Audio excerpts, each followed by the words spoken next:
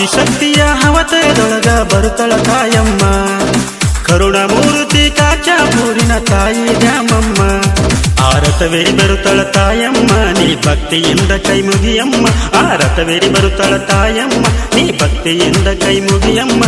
ಬೇಡಿಕೊಂಡ ಭಕ್ತರಿಗೆ ವರವನ್ನು ನೀಡಿ ಕಾಯ್ತಳ ತಾಯಮ್ಮ, ಬೇಡಿಕೊಂಡ ಭಕ್ತರಿಗೆ ವರವನ್ನು ನೀಡಿ ಕಾಯ್ತಳ ನಮ್ಮಮ್ಮ. ಅಮ್ಮ ಆದಿಶಕ್ತಿ